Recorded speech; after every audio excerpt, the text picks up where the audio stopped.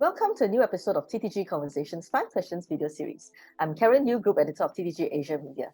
In this episode, we will find out what goes behind the travel and tourism industry's sustainability promise. And taking us through this topic is Dr. Nisha Abu Bakar, co-founder of World Women Tourism.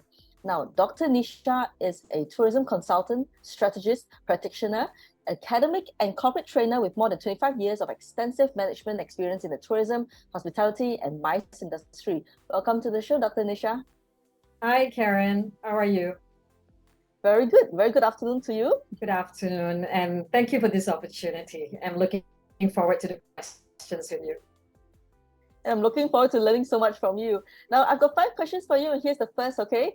We are seeing more and more destinations and private sector players in the travel and tourism industry pledging greater commitment to sustainability strategy.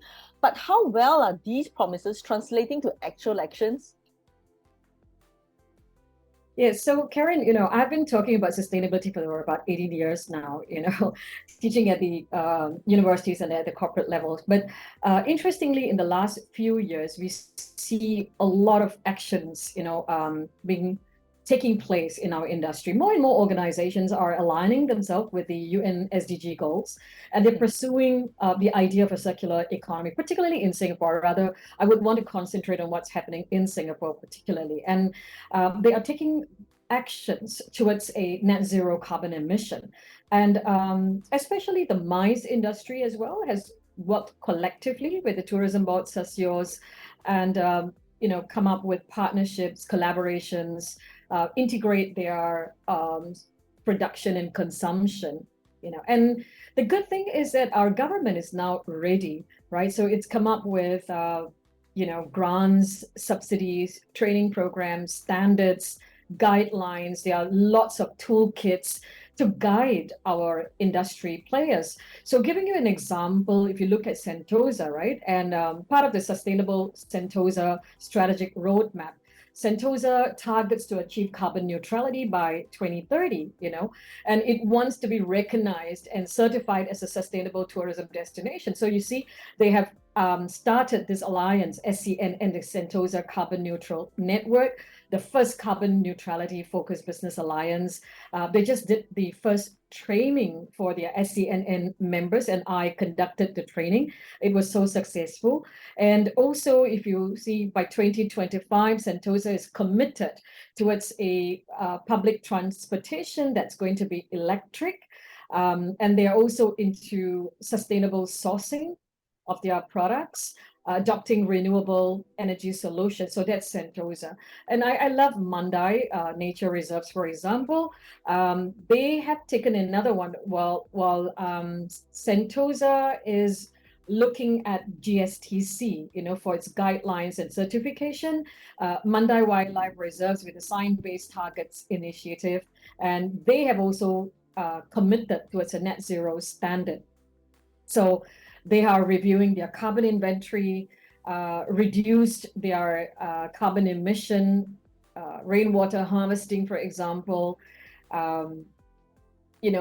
are looking at composting of its raw waste. What I also like is that they remove beef from the menu of their own restaurants. And interestingly, the hotel has got lots happening as well.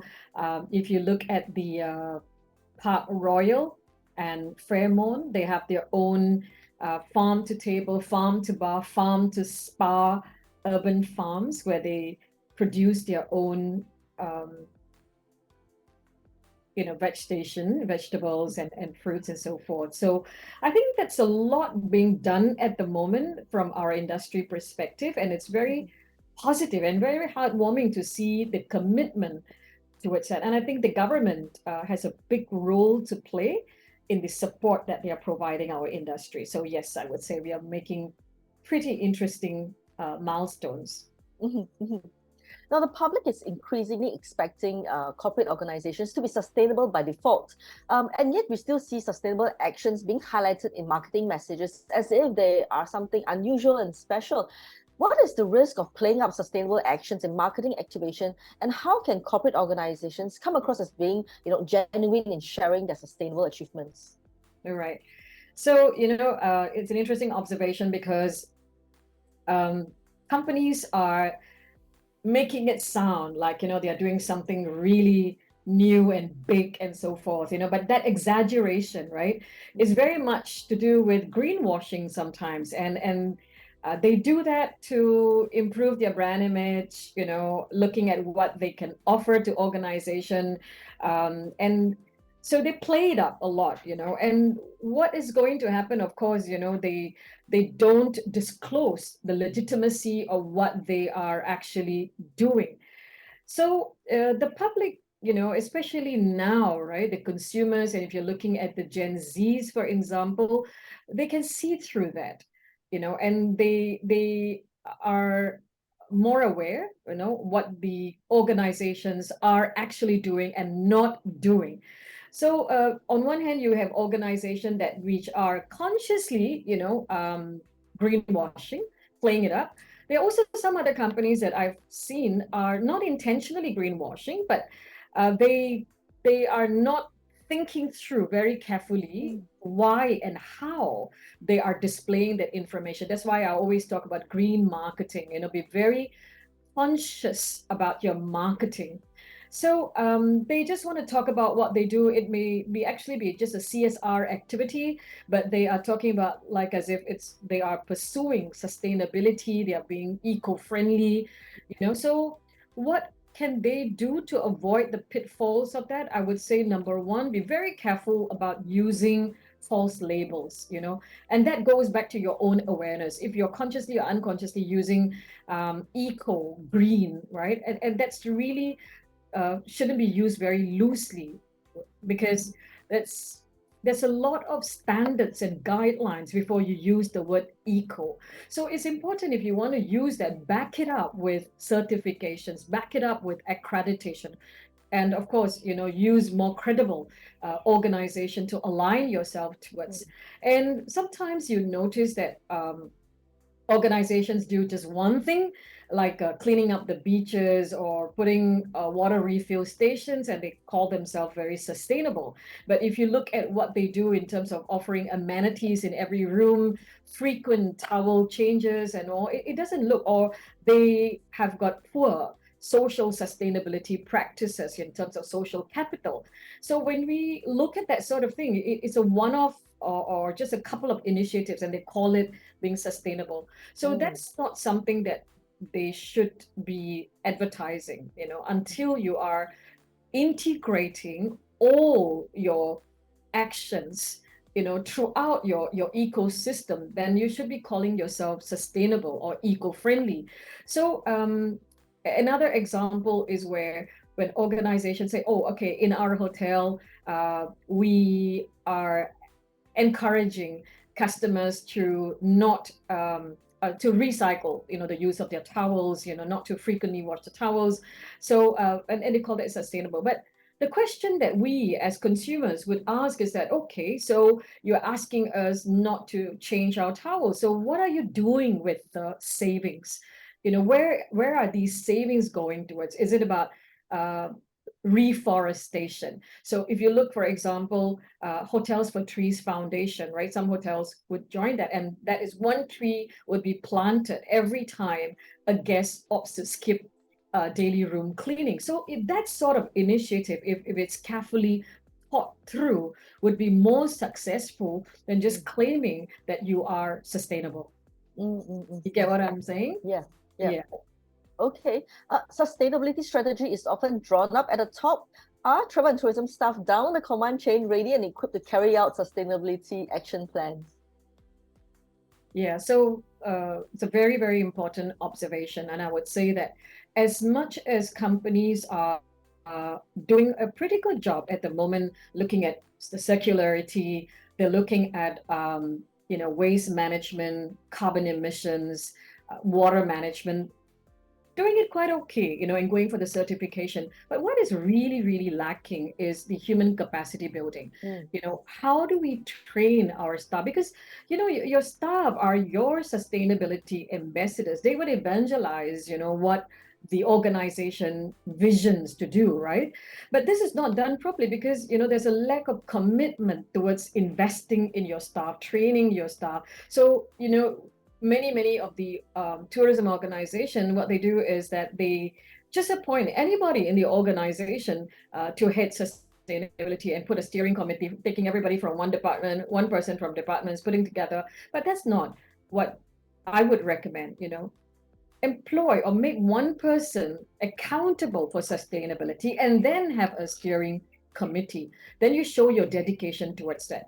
And it's also, secondly, I would say, important to build a culture of sustainability in your organization. We've always talked about a culture of being customer centric. Now it's a culture of sustainability. So when you build that, you start with your visioning process, you start with your goals, and then you start to look at a pledge that gains commitment from the staff, and then you look at how can we train the staff, what sort of programs can we put them through. So it's not just awareness, but giving them the right skills and the attitude as well, the mindset, and also get them to innovate and experiment with sustainable innovation within the organization. So it should not be top down and say, okay, we've come up with these strategies, just follow, just execute it, because if the management is not looking, the staff would not bother, or they wouldn't know how to educate the customers. And it has to be very much integrated with customer service. So when our staff render customer service and they have to explain to the customer why they're not offering straws or amenities, they have to do it in a very customer centric manner, but at the same time create that interpretation and that education towards the end consumer. So it's a lot of skill set that is not accidental, that a staff would just go out there and know how to explain sustainability.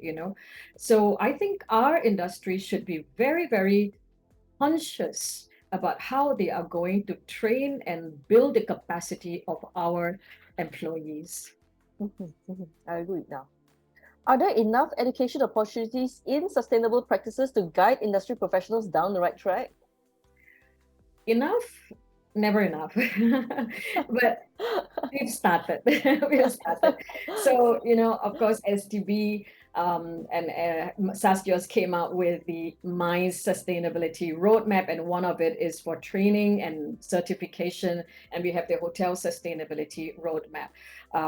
And together with LHub, SASGIOS, I'm working towards developing curriculum for the MICE industry as well as for the tourism industry. Sentosa Development Corporation just went through one. The MICE industry is going to go through the next one on the 11th of May, and then we're expecting a few more runs to happen. A lot of funding is coming up. And of course, there was a MICE sustainability certification by SASGIOS, and it also held the first ever MICE waste management guidelines workshop. Now, having said that, those are formal training, but there are lots of toolkits out there, like NEA has got the MICE sustainability toolkit, very comprehensive indeed. And then BCA has got the what good to do sort of a toolkit that organizations which are already familiar with sustainability could look at the toolkit and look at how they could implement it.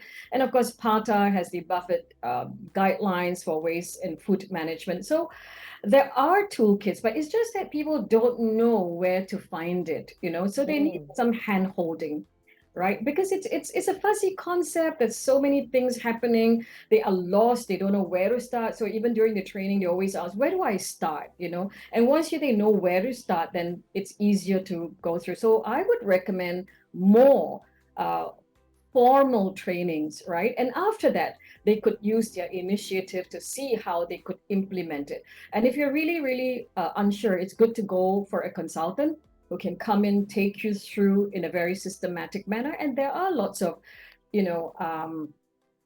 funding available. The government has been very generous, right, when it comes to fundings. Yeah.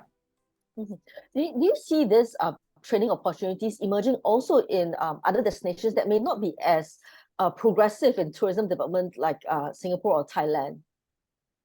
Yeah, I would say so. I haven't seen many countries being very systematic in terms of its roadmap, in terms of funding, toolkits, initiative. And what is beautiful here is that collaborations, the partnerships and collaborations between NTUC, SASIOS, STB, right, with SDC, for example. And I think that's critical. Governmental support is so important. So I don't see that sort of, even though sometimes in some countries, the government initiates it, the partnerships don't happen, commitments don't happen, funding doesn't happen. So it's lacking in other countries. Some of these sustainability efforts are taken, the initiative is taken by individual companies, but that's where there will be a lack of integration in the whole ecosystem, especially tourism is so complex, right? I was just talking about this to SDC, right? So if Sentosa Development Corporation is moving into no plastic, and no disposables and so forth, great. But what about your tour guides when they come in? What if they give out water bottles, right? What if they give out plastic and bags and so forth? So it defeats the purpose that Sentosa is doing a great job. But what about our Singapore Tourist Guide Association? What are they doing? So it's important that we get all the associations coming together. We get the different partners in the whole tourism ecosystem to work together in collaboration, because ours is a very complex supply chain, and we need everyone to come together and work. So we are getting there. We are getting there. The partnerships and the collaborations happening here, which I don't see it in other parts of the world. Okay. For travel and tourism companies keen to get started on a sustainability strategy, what would you say are the first few critical steps they must take? So the first thing I would say is that sustainability is a very important business imperative, and don't treat it like a one department, or it's just a CSR kind of a thing, or it's greenwashing. It's got to be a very, very important imperative. It's got to be part of your business strategy, one of your KPIs, of your company. And it's also important that the management, especially the CFOs, have to realize that sustainability is not a cost, it's an investment. Especially now, right? You know that the repercussions are going to be quite detrimental, even to the business, the bottom line, the economic sustainability of it, if we don't look into that urgently and importantly. And the next thing is that before you go into any strategy, build a culture of sustainability within your organization first. Mindset change is fundamental before skill set change. So think about your vision, think about your goals, make it as audacious as possible, and then move towards getting somebody in charge of sustainability. Not pick anybody from different departments, put together into a steering committee, but get somebody accountable, and then a steering committee that would be reporting to this person and be accountable. Now, once you've got that set up, then move towards looking at which core areas you want to start with. So some organizations are very overwhelmed. I always say start with the low-lying fruits first. Identify the most important functions that you want. You could use the customer journey mapping. Use the customer journey mapping and look at the journey of the customer. Where do I start? And what do I do at every single touch point to reduce the consumer's usage, of waste and water and so forth. And once you target the easier and high impact areas, and then you move on systematically, otherwise you get very overwhelmed. So like I said, training is good. Get a consultant who will be able to advise you on it. That's our job, to bring an easier perspective, to breaking it down into chunks to see how you could progress systematically, and then train your staff. They are your ambassadors. Train them first. Before your internal customers are very important before you target it at your external customers. Work with your internal customers, and then you go towards your external customers. So not just tell them what they can do, but education and interpretation. I think the interpretation part is very critical, and not many companies understand. They look at the education part, they don't understand the interpretation part of it. So the education and interpretation is important. And so look at your customer journey, and also understand not just marketing, but what is really green conscious marketing. So there's a lot of work to be done. It's not something that you haphazardly do it, and just because everybody is jumping on the bandwagon and you also jump in. But it will backfire if you do a very haphazard job, because again, your consumers will see what you're doing. Your investors today are very keen to look at what you're doing. And if you don't do it systematically, the undoing is more difficult than the doing it correctly. Yeah. Some wise words there. Undoing it's more difficult, huh, Dr. Nisha? Absolutely, absolutely. Yeah. That's all the questions I have for you. Thank you so much for giving us your time. Thank you, Karen, for giving me this opportunity to share on a topic that I'm so passionate about. Thank you. Past and future episodes of TTG Conversations, 5 questions can be found on the TTG YouTube channel. Take care, stay safe, and I'll see you on the next episode. Goodbye.